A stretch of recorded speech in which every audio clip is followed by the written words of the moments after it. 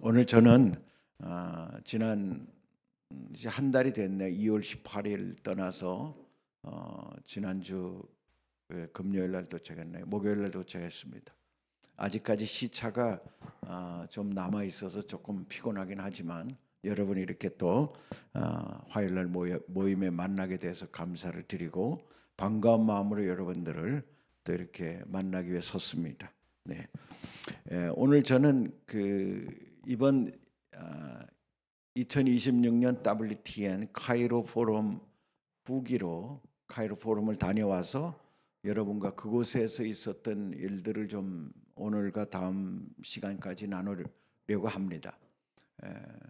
우리는 땅끝 선교를 위한 모임인데 사실은 이 모임이 땅끝 선교의 지평을 열어가는 이런 모임이 되기 때문에 THN을 넘어서 THN을 포함한 그리고 중국을 포함한 세계 땅끝 선교가 지금 어떤 위치에 있는지를 볼 수 있으면 우리의 시각이 더 열려지지 않을까, 우리의 위치가 어디에 있는 것을 알지 않을까 이런 생각을 하게 됩니다.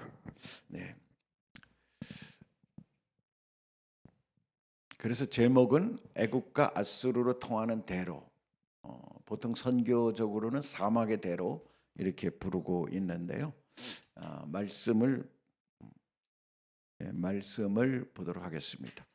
이사야서 19장 23절 25절입니다. 우리 다 함께 이사야서 19장 23절 25절을 큰 소리로 한번 봉독하겠습니다. 그날에 애굽에서 아수르로 통하는 대로가 있어 아수르 사람은 애굽으로 가겠고 애굽 사람은 아수르로 갈 것이며 애굽 사람이 아수르 사람과 함께 경배하리라. 그날에 이스라엘이 애굽 및 아수르와 더불어 셋이 세계 중에 복이 되리니 이는 만군의 여호와께서 복 주시며 이르시되 내 백성 애굽이여 내 손으로 지은 아수르여 나의 기업 이스라엘이여 복이 있을지어다 하실 것임이라. 아멘.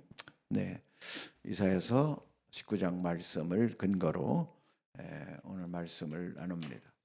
먼저 이제 WTN이라는 말을 제가 공식적으로 이렇게 부분적으로는 설명을 드렸지만 공식적으로는 말씀을 드리지 않았는데, 이 WTN이 이제 공식적으로 또 창립이 되고 했기 때문에 우리 땅끝 선교 중보 기도자들은 이 WTN에 대해서도 앞으로 기도를 또 해야 될 입장이고, 그것이 바로 땅끝 선교의 확장이기 때문에 함께 좀 설명을 해드리려고 합니다.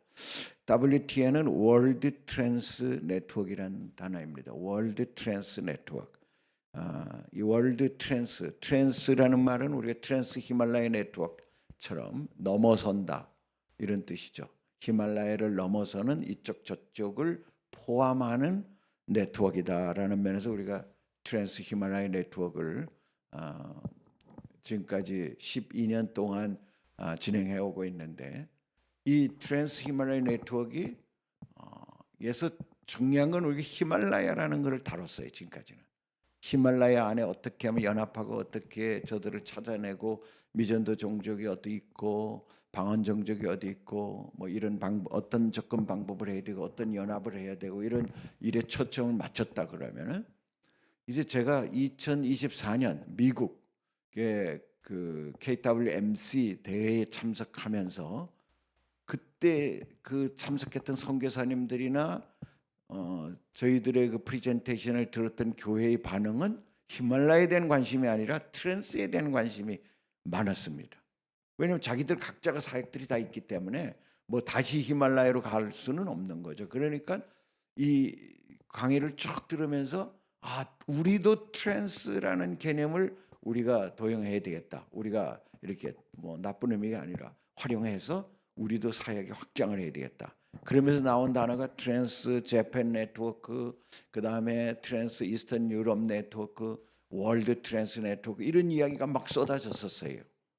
참 우리는 지금까지 한 번도 트랜스라는 개념에 대해서는 뭐 이해는 했지만 그 개념에 주목하진 않았고, 다국적 어떤 연합 사역이라는 면에서 트랜스 히말라야 네트워크를 그걸 주로 얘기했는데, 그것에서 우리의 생각이 바뀐 거죠.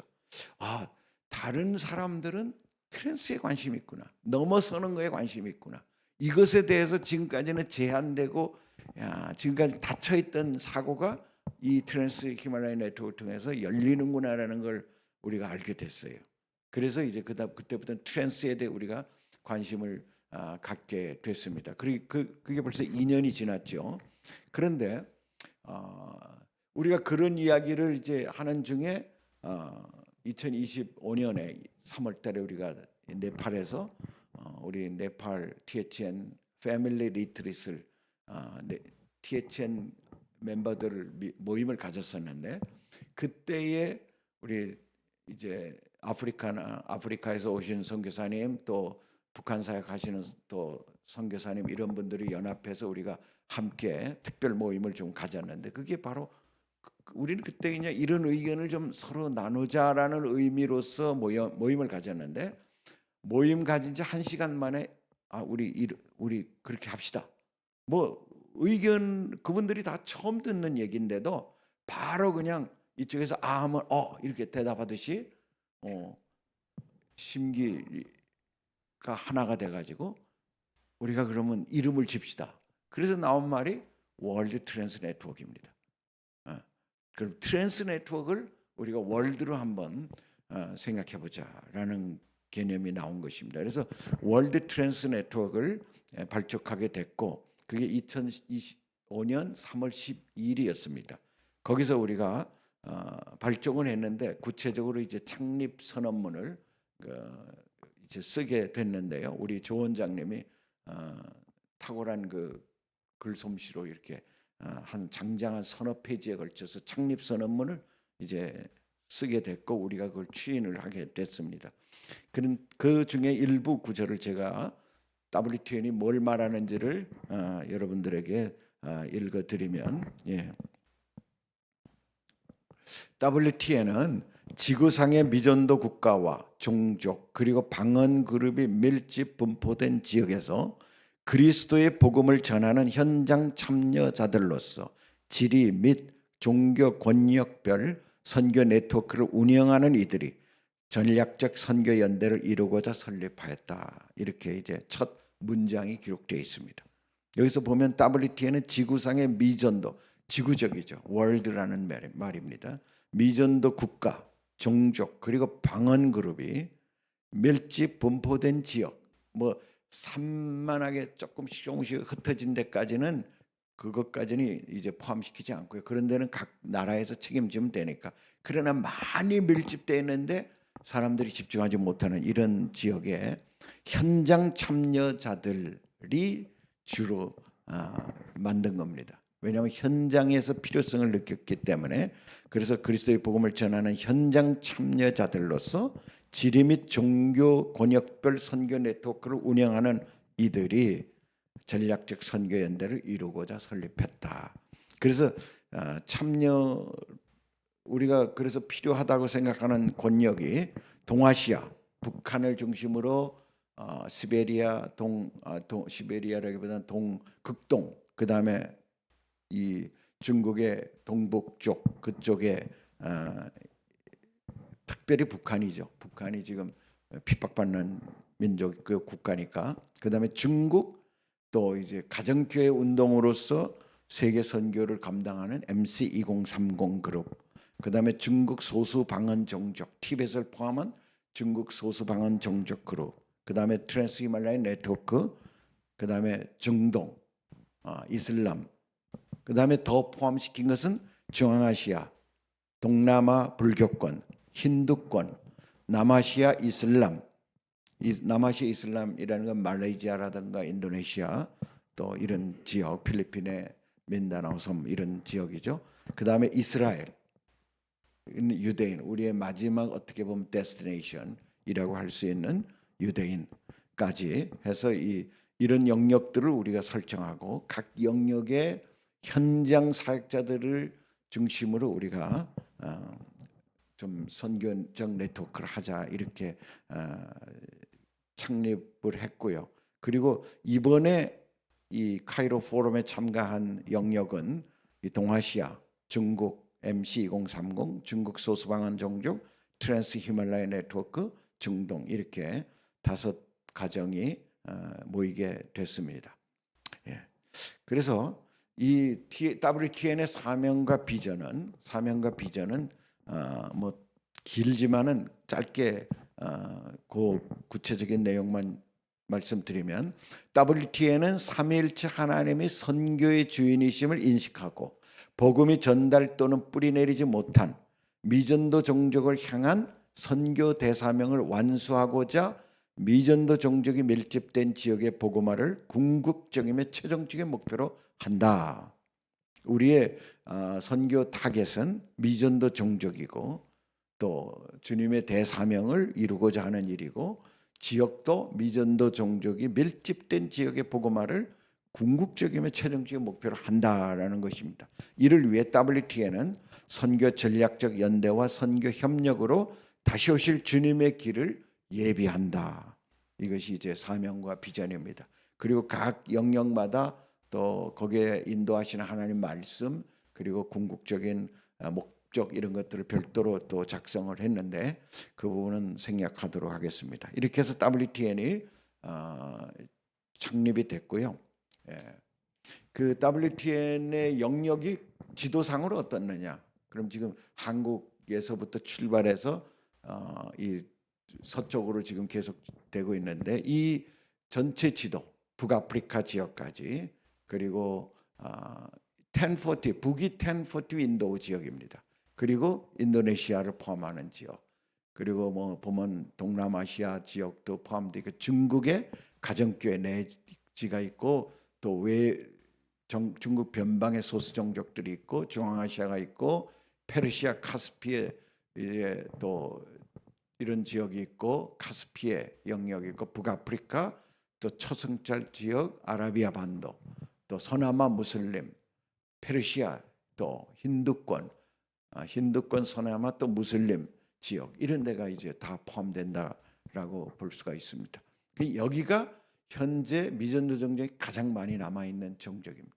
그래서 이 도표는, 이 지도는 조사 프로젝트에서 세계 미전도 지역 12권역으로 남겨놓은 거고, 지금 우리가 집중해야 될 선교적 대상 지역이 여기라고 이제 발표하고, 지금 각 선교 단체나 선교사들이 사역을 집중하고 있는 지역입니다. 우리도 이제 초점이 여기에 돼 있죠. 2026년 WTN 카이로 포럼의 주요 발제 내용은 5분이 이제 발제를 했는데요. 이 5분들은 각 분야에서 30년 내지 40년 정도 사역을, 특별히 이런 목적을 가지고 사역을 해 오셨던 분들이, 뭐 어떤 우리가 주제를 갖는 게 아니라 지금까지 각자가 사역했던 핵심적인 이슈와, 그리고 우리 THN WTN 모임에서 우리가 어떤 내용들이 공유됐으면 좋겠다 하는 것들을 이제 발제한 내용입니다. 그러니까 각자의 성령의 인도함 따라서 나눈 거고, 저는 개인적으로 이번 첫 포럼이었기 때문에 이 첫 포럼에서 어떤 이야기가 나올까라는 걸 상당히 관심 있게 그렇게 기도하면서 진짜 기대하는 마음으로 참석하게 됐습니다. 동아시아 김바울 선교사님은 핍박받는 민족을 향한 하나님의 선교, 북한과 이슬람, 힌두교, 라마불교, 아직 남아있는 미전도 종족들, 국가들은 다 핍박받는 민족입니다. 그래서 아직까지 미전도로 남아있는 것입니다. 그러니까 우리가 지도상으로 보는 지역적인 것만 아니라 그들의 특징이 이 한마디로 핍박받는 민족이라는 겁니다. 지금 북한이라든가 이슬람이라든가 힌두권이라든가 불교, 라마불교라든가, 그 다음에 또 뭐 중동 무슬림 쪽, 또 모든 지역이 선교가 극히 어려운 핍박받는 지역이고 또 환난받는 지역입니다. 그래서 우리는 저들을 향한 어떤 마음을 가져야 될지, 벌써 이 주제를 딱 보면 우리가 어떤 마음으로 자세로 임해야 될지를 볼 수가 있겠죠. 그 다음에 두 번째, 우리 황피터 선교사님은 C국 지하교회 선교에 대해서, 지국 지하교회 즉 가정교회 집단이 MC2030 운동을 전개하고 있습니다. MC2030은 미션 차이나, 전에는 중국 선교라는 개념에서 우리가 접근했다면 지금은 중국인들이 우리도 선교해야 되겠다 해가지고 선교 중국 이런 개념으로 미션 차이나라는 운동을 하고 있는데, 2030이라는 의미는 2030년까지 지금까지 중국에 들어온 선교사들 숫자가 한 2만 명 된다 그래요. 그래서 우리가 그 빚을 갚자. 그래서 2만 명의 선교사를 보내자. 그것이 바로 2030 운동입니다. 그것을 지금 한 10여 년 동안 하고 있는데 너무너무 장족의 발전을 하고 있고, 중국 가정교회, 도시가정교회든지 뭐 또 농촌가정교회든 연합이 돼서 특별히 도시가정교회를 중심으로 해서 지금 선교사들을 보내고, 그래서 지금 이 특별히 이 아까 방금 본 지도상에 있는 이런 국가들을 향하여 아주 강력한 선교운동 그룹이 되었습니다. 그래서 마지막 때 이 중국 가정교회 지도자들의 이 MC2030을 통해서 나가는 선교사들이 아마 마지막 걸 상당히 중요한 포션을 갖지 않을까, 이런 생각을 하게 됩니다. 우리 한국 선교사들은 지금 보내는 숫자가 거의 없잖아요. 점점 줄어들고 지금 남아있는 선교사들도 고령화되고 있는데, 중국 선교사들은 지금 20, 30대가 대다수입니다. 그들이 여러 가지 부족한 점은 있지만 그들이 지금 대다수 중동 지역으로 또 중앙아시아로 또 남아시아로 이렇게 그들의 경제 정책과 더불어 가고 있기 때문에 아주 중요한 미션 자원이 된다고 봅니다. 이것은 아주 중요한 의미, 마지막 시대에 하나님의 선교의 중요한 핵을 긋는 그런 그룹이라고 볼 수 있고, 또 우리 WTN이 이 부분을 아주 중시 여기고 있다는 것입니다. 또 세 번째는 제가 발표한 건데 시국 소수민족 선교였지만은 저는 이제 중국 소수민족 선교를 중심으로 해서 THN 사역까지 제가 발표한 내용은 미전도 방언 종족 ULPG Unreached Linguistic People Group, 미전도 방언 종족이라는 새로운 용어죠. ULPG가 새로운 용어의 운동이 우리 THN 안에서는 뭐 10여 년 이상을 공유해 왔지만 이것을 정식으로 이번에 논문을 써서 발표를 하게 됐습니다. 그것은 ULPG 운동의 선교 규범화를 하기를 원하는 마음이었습니다. 그래서 요한계시록 7장 9절 10절을 근거로 각 나라 족속 백성 방언에서 종말론적으로 모든 언어 영역에 예배 공동체가 세워지는 것, 그것이 우리의 목표가 되어야 된다. 어디에 복음을 전했다, 뭐 성경 번역을 했다, 또 녹음 테이프가 만들어졌다라는 걸로 우리가 한정 짓지 말고 그곳에 예배 공동체가 세워졌는가를 우리가 설정하는 것이 바로 하나님의 마음이다라는 것을 제가 발표를 했고, 나중에 제가 이 내용을 또 여러분과 함께 나누는 시간이 있을 것 같습니다. 네 번째로는 우리 조 원장님 THN에 대해서 발표하면서 THN의 지금까지 THN이 만들어졌던 내용, 그다음에 THN이 왜 함께 할 수밖에 없는지 그런 내용들을 나누었고, 그러면서 한국 선교사들뿐만 아니라 현지인들과의 네트워크가 필요하다. 동반자 사역이 실행되는 때다. 그러면 지금 네팔에서 아주 지난주에 우리 조 원장님이 이 설교를 여기서 강의를 해주셨는데 여러분 한번 들어보시면 아마 참 좋을 겁니다. 그 가장 그 현지인들과 지금 한국 선교사들이 연합이 돼서 동반자 사역을 실행하고 있습니다. 그런 내용들을 나누었고요. 그것은 뭐 네팔뿐만 아니라 우리 THN뿐만 아니라 중국에서는 또 전 세계에서 이미 이루어지고 있는 부분도 있지만 또 우리가 앞으로 적극적으로 발전시켜야 될 영역이라 생각합니다.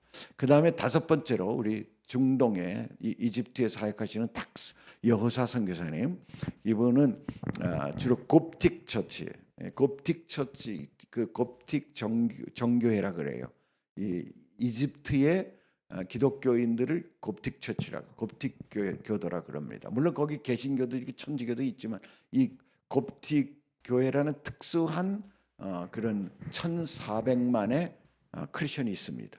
이 1,400만이면 어마어마한 거죠.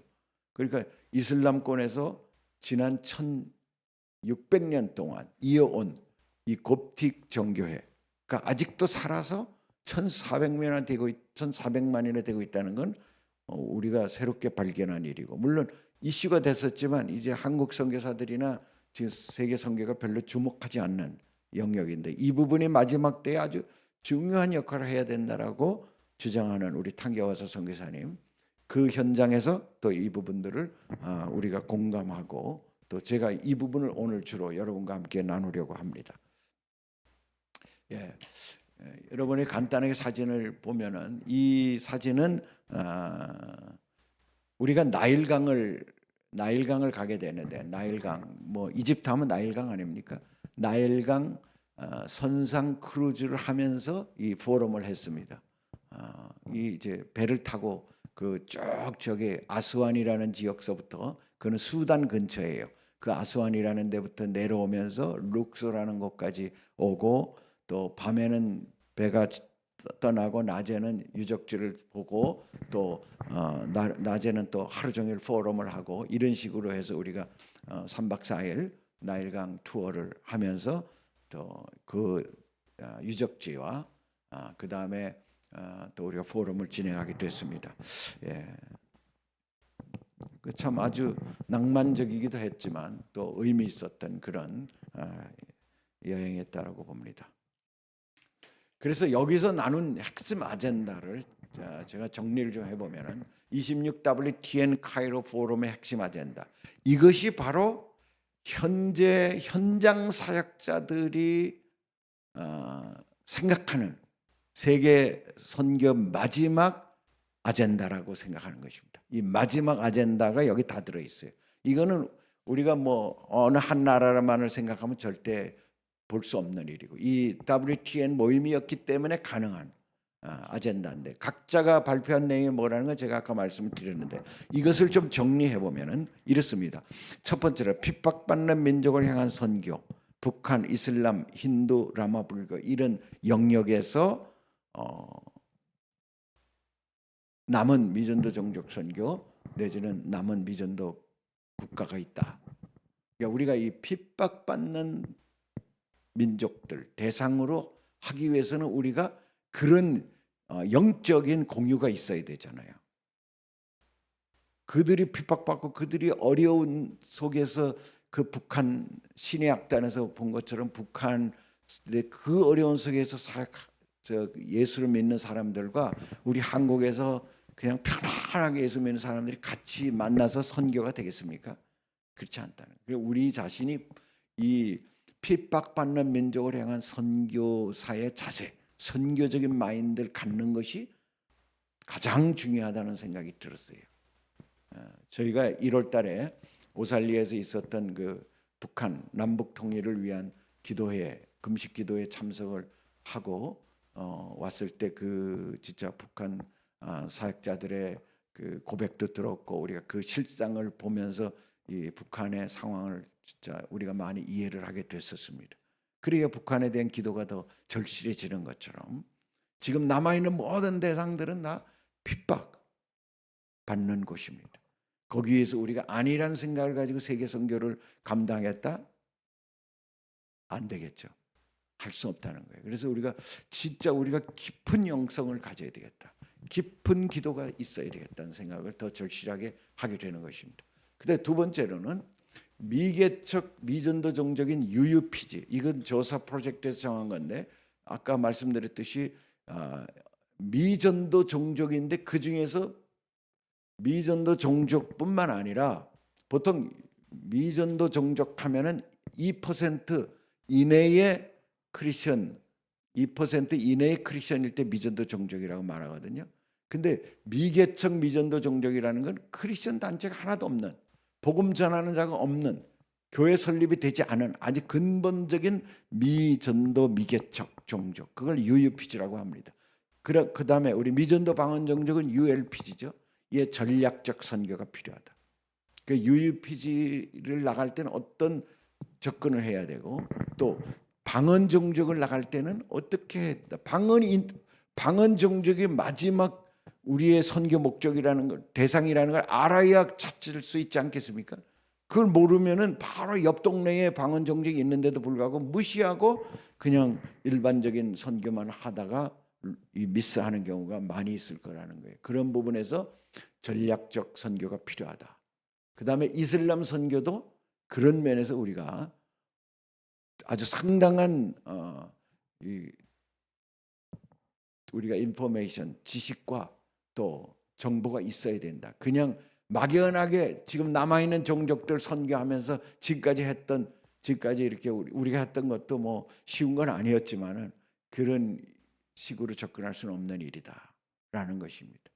물론 그들의 방법론은 그 각지에 사역하는 선교사님들이 다 갖고 있겠죠.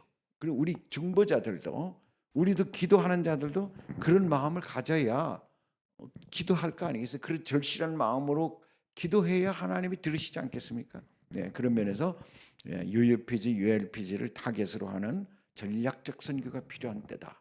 세 번째는 동반자 선교를 해야 된다.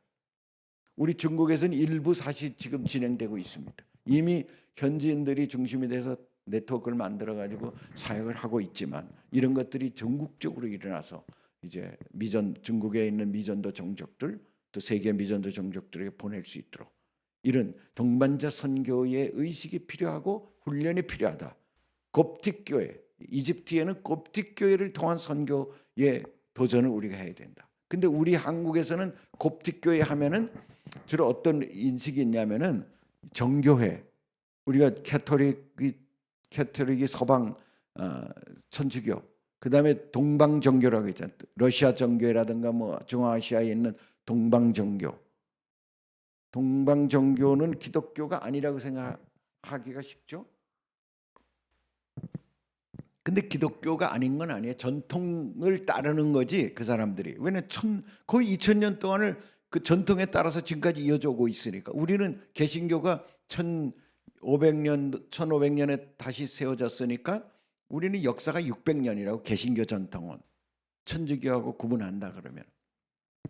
천주교는 그 2000년 동안 여러 가지가 묻혀서 지금 그런 성례전이라든가 이런 식으로 어떻게 보면 혼합화된 부분이 있습니다. 동방 종교도 그래요. 이 koptic 종교에도 그래요. 그런데 동방 종교의 뿌리가 koptic이지만 koptic하고 또 동방 종교는 또 좀 다르다 그래요.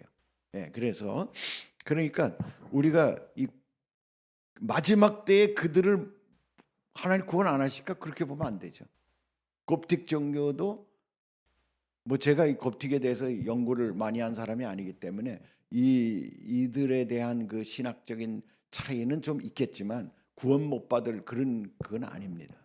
천주교 안에서도 구원받을 영혼들이 분명히 있는 것처럼 이 koptic 교회도 그렇다는 거예요. 근데 koptic은 훨씬 천주교보다는 개신교에 가까운 그런 교파죠. 그 koptic 교회를 통한 선교 이런 부분들이 비전이 된다는 거. 그 다음에 MC2030 중국 가정교회 사역자들이 볼 때처럼 일어나서 마지막 때에 전 세계를 선교할 수 있도록 동원하는 일, 이런 일들이 이제 우리의 과제가 된다는 것. 그 다음에 또 애굽과 이스라엘과 아수르, 오늘 말씀에서 읽은 것처럼 이것이 서로 하나가 되고 하나님의 복된 자리에 있게 될 것이다. 이것이 바로 사막의 대로인데 지금 애굽과 아수르, 이스라엘이 서로 원수잖아요 지금. 그리고 지금은 여태까지 그런 적이 없었어요. 그럼 앞으로 어떻게 될 것이냐? 이것이 하나가 될 것이다. 이것이 대로가 열릴 것이다. 보고만 해서 이것을 목표로 할 때가 됐다는 것입니다. 이것이 이 WTN 카이로 포럼 2026년 핵심 아젠다를 이렇게 뽑아 보니까 이것이 지금 세계 미전도 종족 선교의 방향이에요. 너무 놀랍지 않습니까? 이거를 우리가 그냥 한국의 뭐 책상에만 앉아 있으면 절대 깨달을 수 없는, 우리가 이해하지 못하는 영역들이 많이 있습니다. 물론 제가 이해하지 못하는 것도 아직도 많겠지만, 그러나 점점 우리가 WTN을 통해서 점점 이제 그런 것들을 배워가고 알아가고 기도 제목들이 올라갈 것입니다. 그러면 두 번째로는 이집트에 대해서 좀 집중적으로, 이집트가 과연 희망이 있는가? 이집트, 우리를 카이로로 불러서 이번에 카이로에서 한 8박 9일 동안 있으면서 하나님 우리에게 어떤 인사이트를 주셨는가, 그 부분들을 이야기해서 우리가 이집트 koptic 교회에 대해서 좀 조금 설명을 드리겠습니다. 이집트의 복음 전파는 마가 요한, 그 마가 복음을 쓴 마가 요한이 복음을 전했다 그래요. AD 45년, 48년 알렉산드리아라는 나중에 어거스틴이 활동했던 곳이지 않습니까? 북아프리카의 이 아주 중요한 지역입니다. 이번에 거긴 못 갔지만은 그 알렉산드리아 보면은 이 바로 이 성 마가 교회 위에 있는 게 성 마가 교회고 그래서 마가가 알렉산드리아에서 첫 개종자 아니아누스를 얻게 됩니다. 이때 아니아누스를 얻게 되는 거예요. 이것도 참 기적적으로 이렇게 맺어진 관계가 돼가지고 그래서 이 아니아누스를 통해서 또 계속 후계자가 나오고 해가지고 그 마가 교회 카이로에 있는 마가 교회에 보면은 그건 지난번 제가 갔을 텐데 그 마가서부터 지금까지 쭉 그 교황 그들의 그 대표인 교황 체제인데 그 교황들의 목록이 아주 가득 이렇게 써져 있어가지고 이렇게 지금 벽에 붙어 있는 걸 봤습니다 제가. 그러니까 곱틱 교회는 천주교처럼 이 곱틱 교회도 하나의 그 시작서부터 지금까지 이게 쭉 이어지는 그런 그 교회인 것입니다. 그런 역사가 있고요. 곱틱이란 말은 뭔 말이냐? 곱틱. 우리가 생각할 때 곱틱이란 말이 왜 나왔을까 하는데 보니까 이집트라고 우리가 영어로 쓰잖아요. 이집트가 그리스어로 뭐라고 하냐? 이깁토스라고 그리스어는 이깁토스인데 여기 귀티라는 말이 나오는데 귀티. 이 귀티가 그다음에 귀프트 그다음에 이게 영어로 콥트가 된 겁니다. 그래서 곱트교인 이렇게 되는 것입니다. 그러니까 이 그리스어로부터 나온 거예요. 이게 그리스어로부터. 그래서 곱틱이라 그러면은 이집트 그리스도인을 일컫습니다.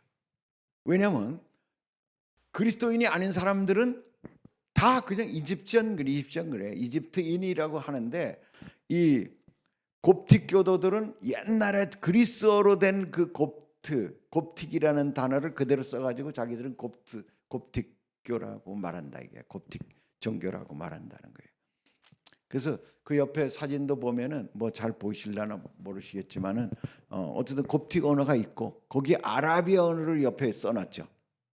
왜냐면 이 사람들은 아라비아 언어를 무슬림들이니까 다 쓰는 거야. 기본적으로 배우는 거예요. 그러니까 가장 아라비아 언어를 체계적으로 배우고 이슬람 신학을 가장 잘 가르치는 데가 이집트 알렉산드리아에 있다는 거예요. 그러니까는 이 이집트인들의 자부심이 크죠. 이 무슬림들도 자부심이 큰 거야. 자기들이 가장 좋은 대학이 여기에 있고 여기 인구도 제일 많고 이 중동에서는 인구 제일 많죠. 1억 몇 천이니까 그렇게 많고 자기들이 그러니까 자기들 아랍어를 다 배우죠. 그러니까 곱틱어 성경 옆에다 아랍어로 주석을 달아놓은 것입니다. 예.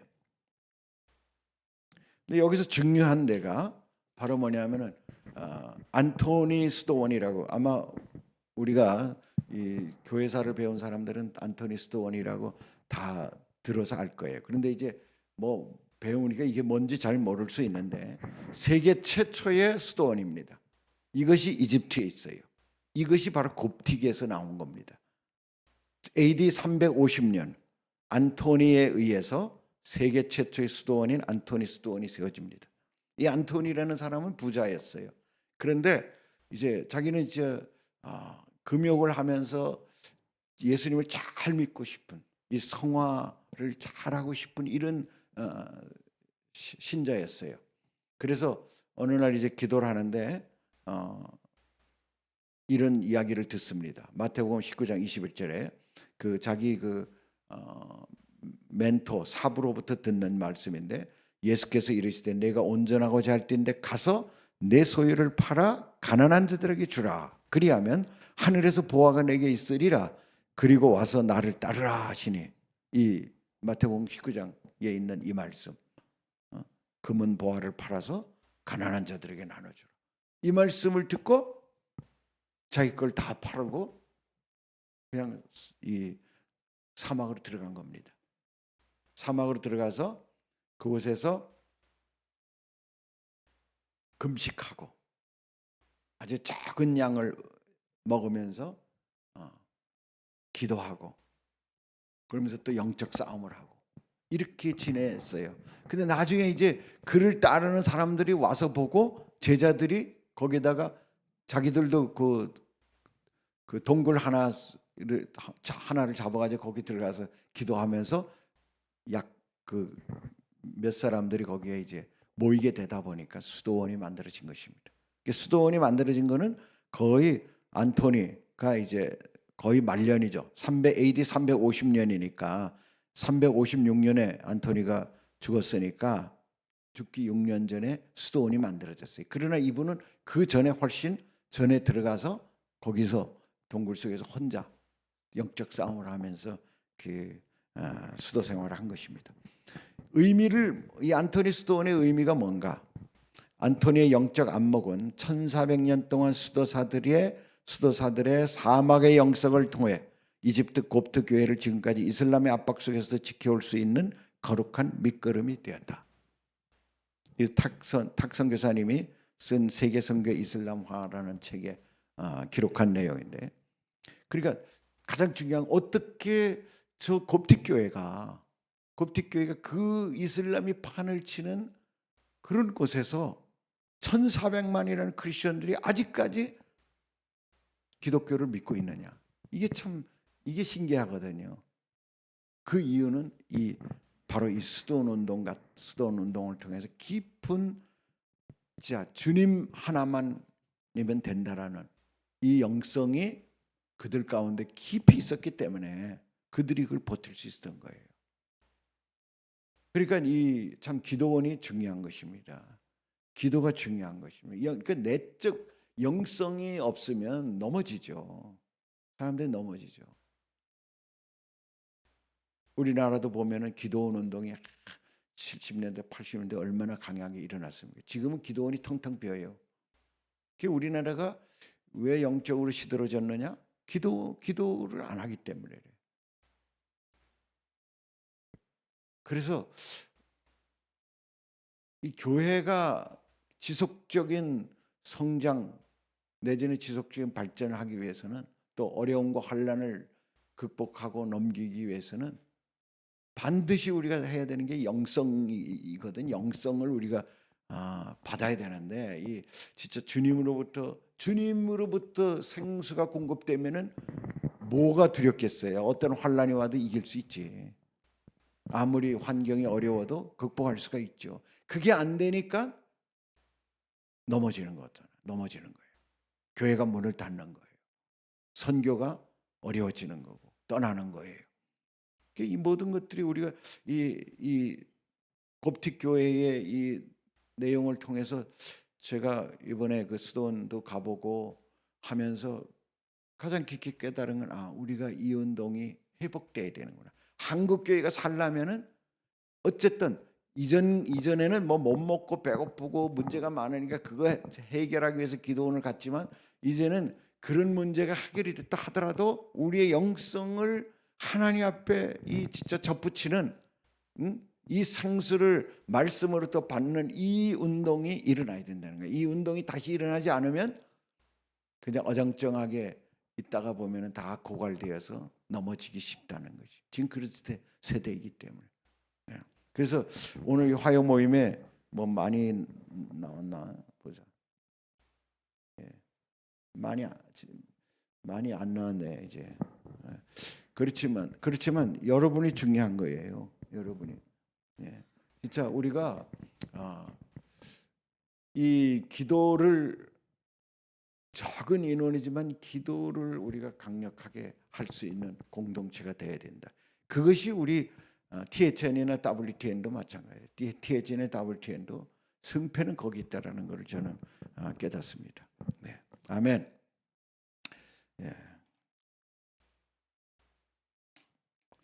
안토니 수도원에서 찍은 사진 몇 장인데 그 지금 여러분이 보실 때 왼쪽 맨 위에 그 산, 사막이죠. 완전 저런 산이에요. 나무 하나 없는 완전히 그냥 바위와 산 이런 곳인데 저기 이제 중간에 집이 하나 보이죠. 저게 뭐냐면은 집이 아니라 저게 이제 하나의 그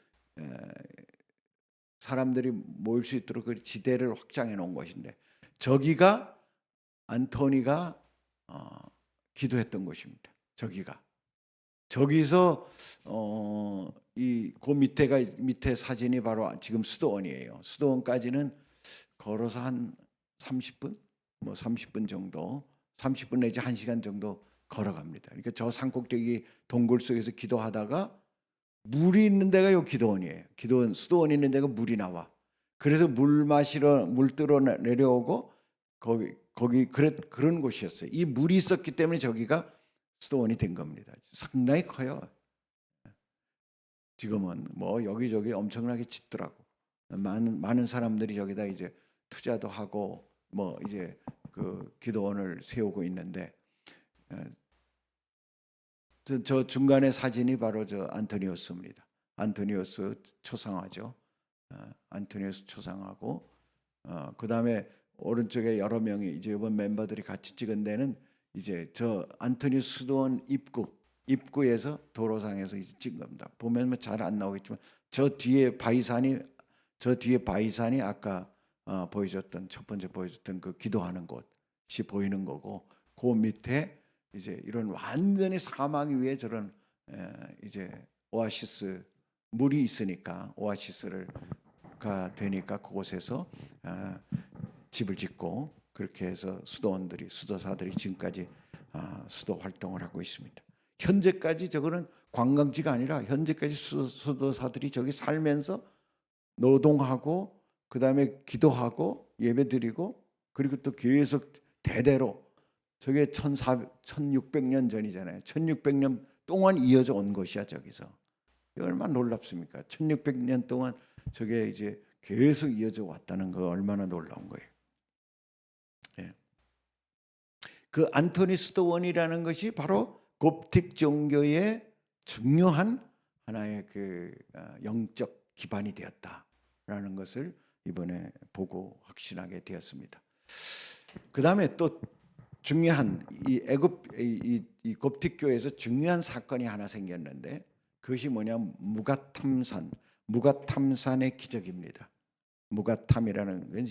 무가탐산이라는 건 카이로의 동쪽에 위치한 산이에요. 근데 그 산에서 일어난 기적인데 979년 지금부터 1000년 전이죠. 1050년 전에 곱트 정통교회에 사활이 걸린 사건이 생겼습니다. 그게 뭐냐면은 그 당시에는 파티모 왕조예요. 이슬람의 파티모 왕조가 지배할 때인데 그 왕조 때 카이로 도시가 건설되었어요. 그런데 건설을 하다 보니까 사람들이 좀 막 밀려 들어오니까 도시가 너무 작은 거야.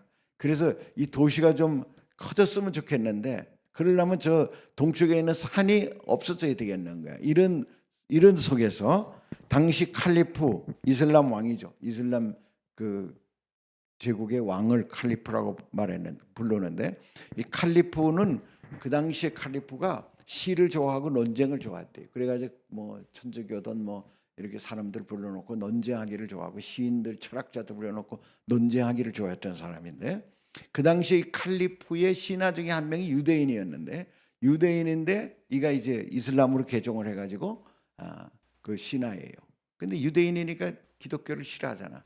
그래가지고 기독교를 어떻게 좀 박살내려고 뭐라고 했냐면은 왕한테 이 논쟁을 좋아하니까 교황을 불러서 교황한테 이거를 시험해 보라고 말한 거예요. 그게 뭐냐면은 너희 성경에 보니까 이르시되 너희 믿음이 작은 까닭이니라 진실로 너희에게 이르노니 만일 너희에게 믿음이 겨자씨 하나만큼만 있어도 이 산을 명하여 여기서 저기로 옮겨지라 하면 옮겨질 것이요 또 너희가 못할 것이 없으리라. 이 산을 명하여 저기로 옮기라 하면은 옮겨진다며 한번 해봐. 그러면 기독교를 인정해 줄게. 아니면 너희 기독교는 다 박멸이야. 이제 다 죽일 거야. 개종 안 하면. 이렇게 아주 어떻게 보면 kop틱 교회가 절대절명의 위기 가운데 놓이게 된 거예요. 그래서 교양은 난리가 났죠. 이제 이거 어떡하나. 그래가지고 이제 돌아와가지고 교도들한테 얘기를 했습니다. 그래서 전체 교회가 3일 동안 금식 기도를 한 거예요. 금식 기도를 했는데 금식 기도를 할 때 이 꿈을 본 거예요. 그 꿈이 뭐냐면은 마리아가 성모 마리아가 나타났다 그러는데 그건 뭐 이 kop틱 교회이기 때문에 그렇게 표현했는지 몰라. 어쨌든 하나님의 인도하심이 있었는데 그게 뭐냐면 지금 밖으로 나가서 외눈박이 남자를 찾아라. 그러면 그가 기적을 일으킬 것이다. 이렇게 말한 거예요. 그래가지고 이 교황이 이제 교회를 그 기도하던 데서 나가서 찾아본 거야. 그랬더니 마치 무드쟁이 그 가죽 시공하는 무드장이 사마안이라는 사람을 찾은 거예요. 바로 나가서 이제 그런 사람이 지나가는 걸 본 거예요. 그래서 그 사람에게 이제 자기 사정을 이야기한 거예요. 야, 내가 이런데 지금 이런 음성을 들었다. 근데 네가 외눈박인데 나에게 뭐 조언해 줄 것이 있겠느냐. 그랬더니 이 사마안이라는 사람이 얘기를 하는 거예요. 자기도 kop틱 신앙을 갖고 있는데 자기는 성경을 읽고 그렇게 사는데 어느 날 자기가 이제 구두쟁이다 보니까는 이 사람들 구두를 닦아주고 기어주고 하는데 이 자기 앞에 이제 어떤 여인이 와서 구두를 닦아달라 그러는 거예요. 그러니까 구두를 이제 닦고 기우고 하다가 다리를 보잖아요. 그러니까 자기가 음욕이 생겼다는 거야. 그래서 자기가 말씀을 읽다가 깜짝 놀라가지고 야, 내가 천국 못 가겠구나 이렇게 생각해가지고 자기 눈을 하나를 빼버린 거야. 칼로 찔러서. 그래가지고 외눈박이가 됐다라고 얘기하는 거예요. 그러니까 이 사람이 너무 문자적으로지만 얼마나 그 어떻게 보면 하나님 말씀대로 살으려고 애쓴 사람이에요. 금욕적이고 그런 사람이지. 그 사람이 지나가던 사람이었던 거예요. 그 사람을 만난 거예요. 여러분 뭐 지금 그렇다고 눈을 빼면 안 됩니다. 네. 어쨌든 그런 마음, 그런 간절한 마음을 갖고 얘기를 해주는 거예요. 이 사람은 답을 알아. 그래가지고 어떻게 얘기하냐면 3일 동안 금식을 했으니까 이제 그 왕을 이슬람 왕을 데리고 당신도 산으로 올라가세요. 저 산으로 올라가서 서로 다른 맞은편에 서고 그리고 하늘을 향해서 성삼위 하나님 성호를 긋고 한 번 글 때마다 밑에서는 백성들이 주님 자비를 베푸소서 주님 자비를 베푸소서 100번씩 부르라. 동서남북 사방을 향해서 그렇게 부르라. 주님 자비를 베푸소서. 그렇게 해서 진짜 다 한 거예요. 그 왕은 무슬림 왕은 저쪽에서 이제 쳐다보고 있는 거지. 무슨 일이 일어나는지. 그런데 이렇게 해가지고 다 마쳤을 때 산이 붕 뜨더니 떨어지고 붕 뜨더니 떨어지고 더 높이 붕 뜨더니 떨어지면서 옆으로 밀리면서 세 조각이 났다는 거예요. 그 산이 세 조각으로 쫙 끊어져가지고 저기 떨어지고 저기 떨어지고 이랬다는 거예요. 그러니까는 거기 무슬림 이슬람 왕이 거기서 있다가 칼리프가 있다가 깜짝 놀라가지고 더 이상 하지 마라 우리가 인정해줄게 해가지고 너희 교회 인정해주겠다라고 한 거예요. 성전 짓는 것도 인정해주겠다. 그래서 이 사람들이 보호를 받았다는 거예요. 그거는 많은 책에 제가 많은 자료를 찾아보니까 많은 자료에 이 내용이 나와 있어요. 그리고 우리가 가본 성전에도 이 내용들이 그대로 말씀으로 기록되어 있더라고. 이 사건으로 kop틱 처치가 멸절될 수 있는 상황에서 주의 크신 기적으로 생존하며 지금까지 신앙을 지켜오고 있다는 거예요. 그 이후로도 많은 기적이 일어났었다는 거예요. 그러니까 이 kop틱 교회는 민중교회거든. kop틱 교회는 이 밑에서부터 아주 하층민들의 교회인데 여기서 지금까지 2000년 동안 이 유지될 수 있었던 이유는 어려울 때마다, 그러니까 뭐 로마 제국 하에서도 그랬고 또 이슬람이 쳐들어왔을 때도 그렇고, 그리고 현대적인 핍박도 있었잖아요. 그래가지고 뭐 최근에도 몇십 년 전에도 이 이집트에 IS를 통해서 엄청난 그 살인이 이루어지고 이랬었어요. 이런 핍박 속에서도 끊어지지 않고 지금까지 유지될 수 있었던 것은 바로 이런 영성이지. 결국 이게 영성이죠. koptic 교회를 지탱했던 영성이라는 거예요. 영성이 있으면은 망하지 않죠. 하나님 만난 경험이 있고 그 하나님이 내 안에 존재한다 그러면 북한 땅에서 예배드리다 걸리면 죽는 한이 있더라도 없어지지 않잖아요. 지금도 북한의 그 진짜 가정 지하 교회에서 예배드리는 사람들이 있는 것처럼 마지막 때가 되면은 예수 믿기 쉬울까? 쉽지 않겠죠. 우리나라도 마찬가지 않겠어요. 우리나라도 예수 믿기 점점 어려워질 거예요. 그럴 때 우리가 진짜 믿음으로 우리가 거듭날 수 있으려면은 우리 안에 주님으로 배부른 이 영성, 이 생명이 가득 충만해야 됩니다. 아멘. 그래서 우리가 그곳을 가봤어요.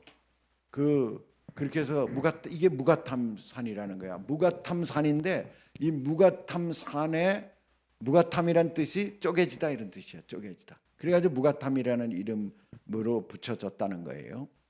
그런데 그곳에 동굴 교회가 있어요. 그러니까 여기가 이 산 밑에가 이상하게 쓰레기 치우는 사람들로 모이기 시작했는데 여기가 바로 koptic 사람들이 쫓겨서 이리로 다 몰려온 거예요. 여기 8만 명이 살아요.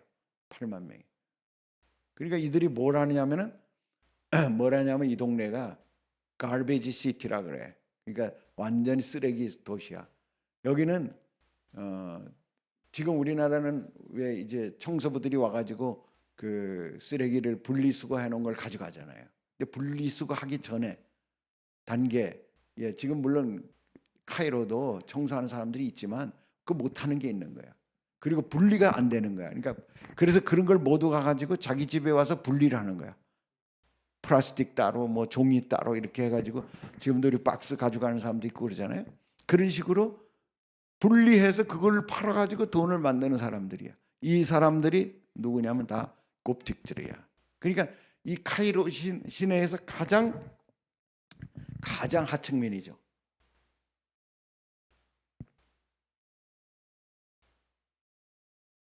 하층민이 바로 이들인데 여기를 우리가 이제 이렇게 들어가는데 이게 뭐 이 동네가 제대로 계획이 됐겠어요? 그냥 집을 짓고 막 이러니까 막 도시가 완전히 그냥 어떻게 보면은 무허가로 짓고 뭐 막 이렇게 꼬불꼬불한 길을 이제 차를 타고 올라갔어요.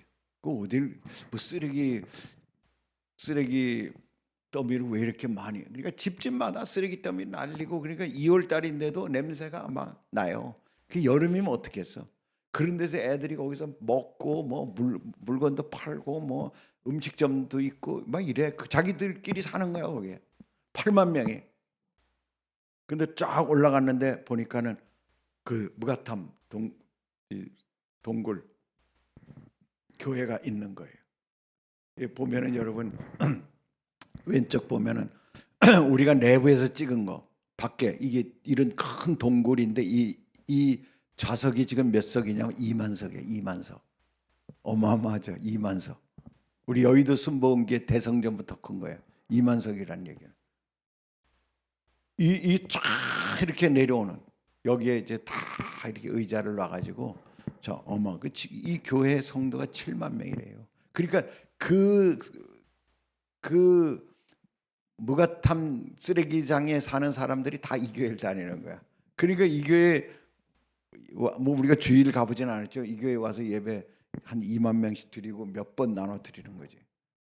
그리고 그 옆에 사진은 또 다른 곳이야. 바로 거기서 나가서 한 50m 가면은 또 이런 동굴 속에, 이건 완전 동굴인데 장충체육관 같아. 위아래가 다 돼 있고 또 벽면도 다 유리로 이렇게 막아놔 가지고 이거는 에어컨도 여기 만들어 놨더라고. 그런 식으로 완전히 이건 뭐 한 5천 명, 몇천 명 정도 들어가는 큰 실내 체육관 같은 이런 곳이 그 교회가 같은 교회인데 아마 부속실 같아요. 야, 너무너무 놀랬죠. 이걸 보면서. 그러니까 부흥이 일어나고 있다는 거예요. 이 곱틱 처치가 어마어마한 부흥이 일어나고 있다는 거예요.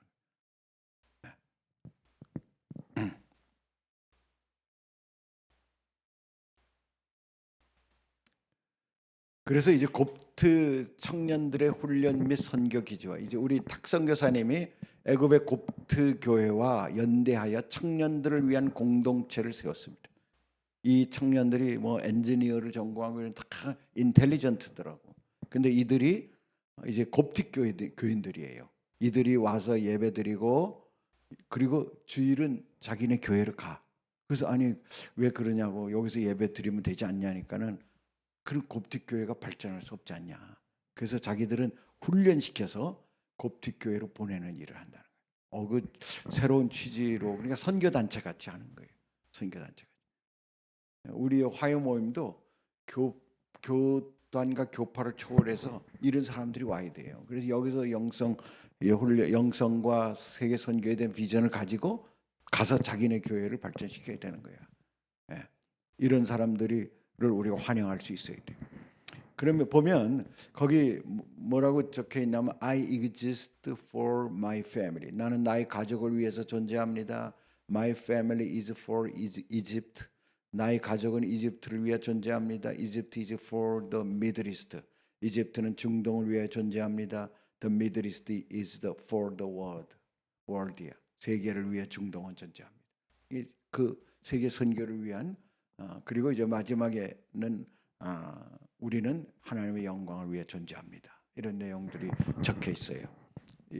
이런 그러면서 여기가 아둘람 공동체예요. 이 아둘람 공동체를 세워서 이 청년들을 집중 훈련시켜서 그들을 곱틱 교회로 보내고 그리고 또 그들을 계속해서 의식화하고 이런 역할을 지금 하고 계십니다. 예. 이런 내용들을 통해서 우리는 곱틱 교회가 선교적 자원이 되어서 앞으로 무슬림 이집트뿐만 아니라 무슬림 세계를 향해 나가는 동원이 될 수 있도록 그래 우리가 기도해야 되는 것입니다. 그것이 바로 세 번째 애국과 아수르로 통하는 대로 오늘 말씀 주제인데 요거 한번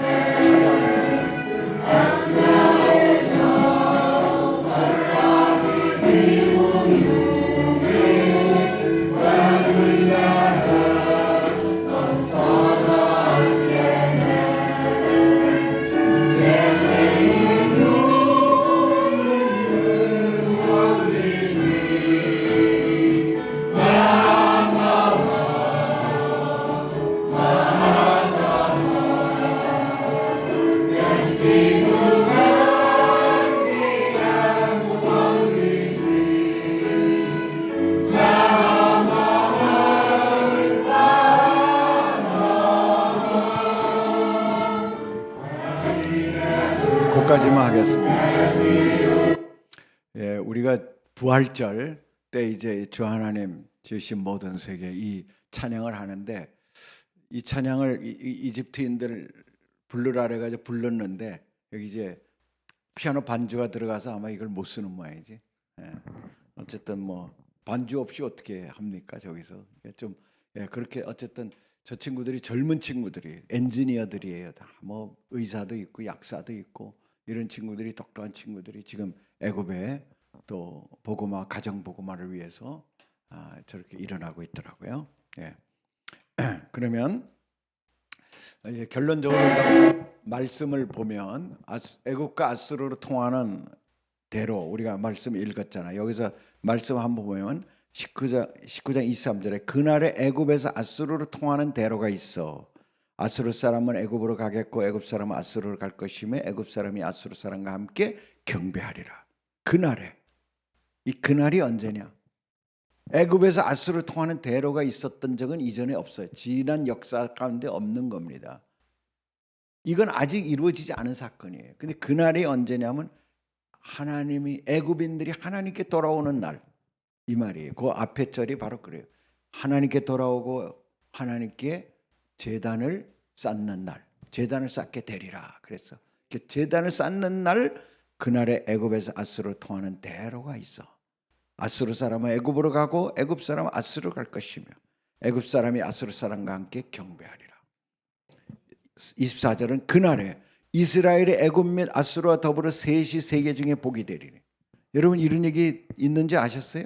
애굽과 아수르. 아수르는 이라크, 지금으로 말하면 이란까지, 페르시아까지 포함하겠죠. 그 중동 지역을 말하는 거예요. 중동 위, 이스라엘 위 지역과 이스라엘 아래 지역이 더불어 셋이 세계 중에 복이 된대.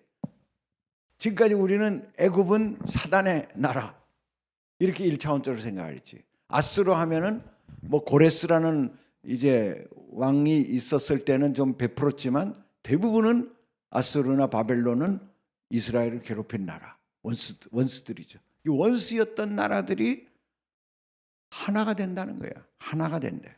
복이 된대. 여러분 이게 구약 시대잖아요.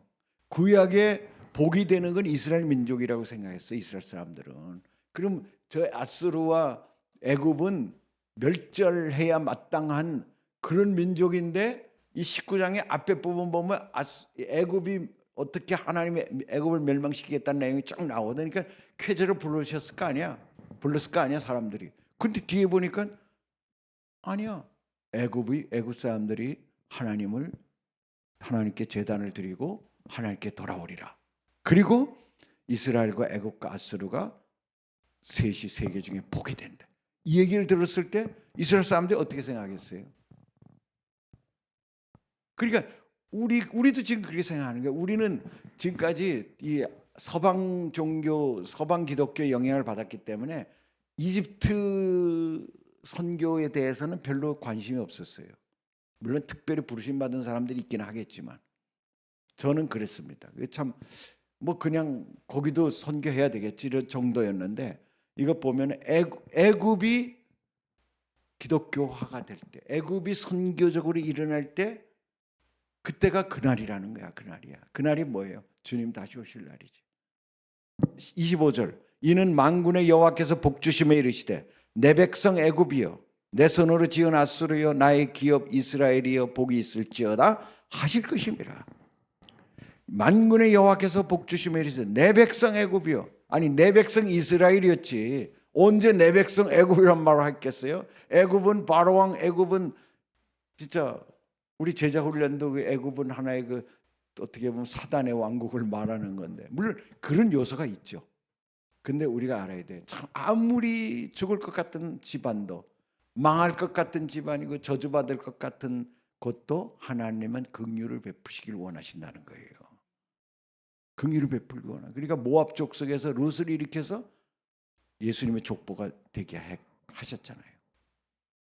그리고 아수르의 수도 니느웨로 가서 요나를 보내서 그것을 회개해서 아수르 멸망을 100년이나 늦췄잖아요. 하나님은 멸망의 목적이 아니야. 하나님은 모든 인류를 구원의 목적이야. 그걸 이루기 위해서 이스라엘을 선택하고 이스라엘을 민족으로 만들어서 하나님의 제사장 국가로 세우려는데 이스라엘이 그걸 못하고 앉아있으니까 이스라엘도 망하고 옆에 나라는 복음도 전하지 못하고 이렇게 해서 하나님이 눈을 가릴 수밖에 없는 상황. 그래서 예수님을 보낼 수밖에 없는 상황이 만들어진 거죠.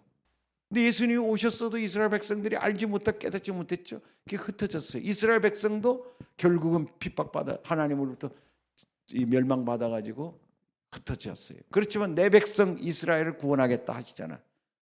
마지막 때. 그러니까 이스라엘도 마지막 때 구원받을 민족이고 또 애굽도 마지막 때 구원받을 민족이고 아수르 이 중동 국가도 마지막에 구원받을 내 기업이라는 거예요.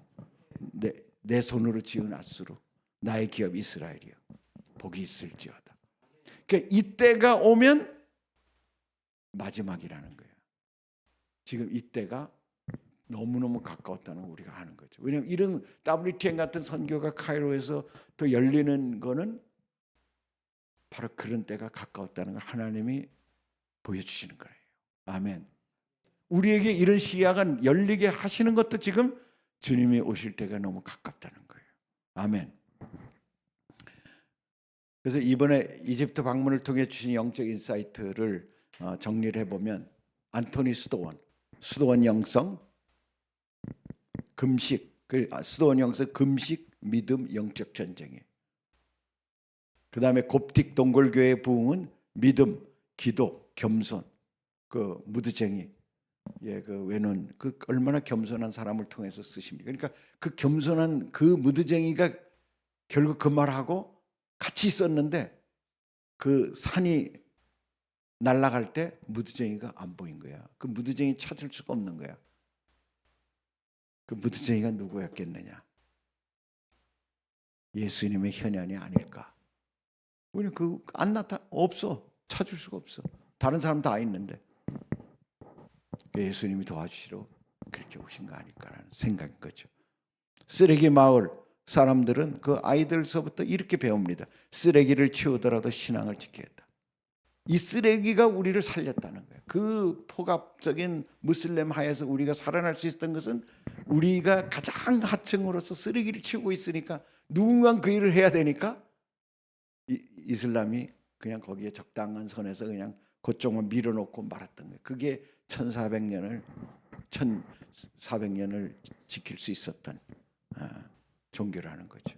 나의 백성 애굽 아둘람 공동체의 선교적 비전인데 지금은 이 교회 동굴교회도 가보니까 이 표가 있더라. 나의 백성 애굽이여 Come Lord Jesus again. 다시 오시옵소서. 이게 종말 신앙에 가득하고 이런 진짜 지금도 그러니까 우리가 생각할 때 그 애굽에 무슨 선한 것이 있겠는 이게 아니에요. 엄청난 그 깊은 뿌리를 내린 영성이 있는 거예요. 그리고 이 이집트라는 데가 이슬람 22개 이슬람 국가들을 변화시킬 수 있는 가장 좋은 기회라는 거예요. 왜냐하면 아랍어로 된 코란, 아랍 이슬람 대학이 있고 아랍어를 이 사람들은 다 하니까. 우리는 아랍어를 못 하잖아요. 우리가 복음 전에 얼마 어려워요. 그리고 곱틱 종교는 이슬람 속에서 2000년 동안 살아남은 기독교인이야. 우리 외지인이 가가지고 할 수 있는 것과 근본적으로 다르겠죠. 그런 면에서 우리 탁 선생은 이 이집트의 이 곱틱 교회를 깨워야 된다는 얘기를 수없이 했는데 누구도 신경을 안 쓰고 누구도 거기 관심이 없더라는 거예요.